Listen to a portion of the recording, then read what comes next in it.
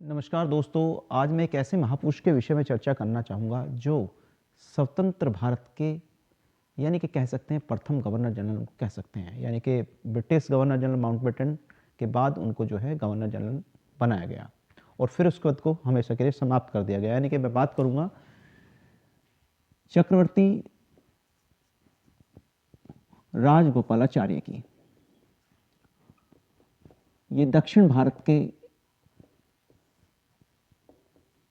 एक महान नेता थे और इनका जो जन्म है वो 10 दिसंबर 1878 को जो है वो मद्रास प्रांत में हुआ था, यानी कि दक्षिण भारत के सलेम जिले में थोरापल्ली नामक गांव में।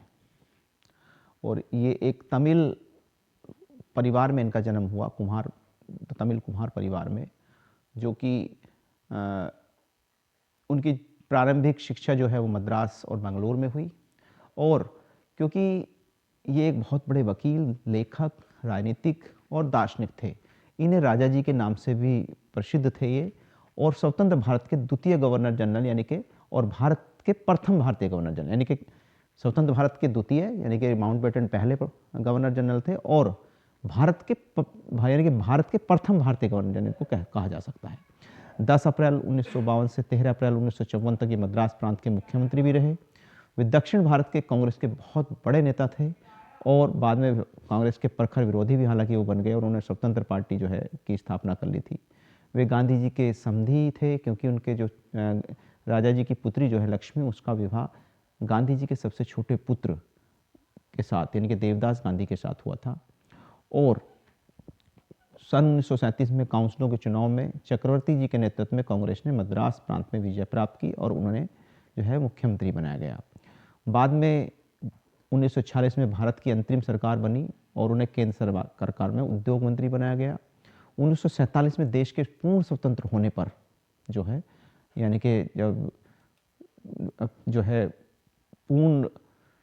जब स्वतंत्रता मिली तो उन्हें प्रथम गवर्नर जनरल बनाया गया। और 1950 में पुनः केंद्रीय मंत्रिमंडल में लौट आए। हालांकि बीच में 1947 में जब देश आज़ाद हुआ तो उन्हें पश्चिम बंगाल का राज्यपाल नियुक्त किया गया।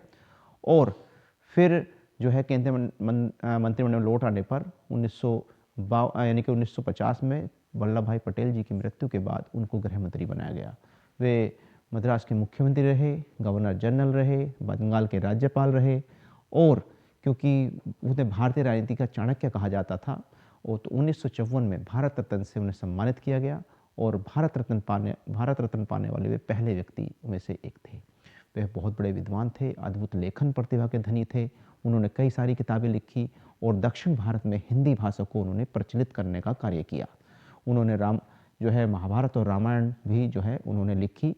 तो एक बहुत बड़े विद्वान, बहुत बड़े जो है कह सकते हैं लेखक वो उन्हें कहा जा सकता है और एक शिक्षित नेता जो विभिन्न जगह जो है उन्होंने अपनी अपनी जो है पदों को ग्रहण किया।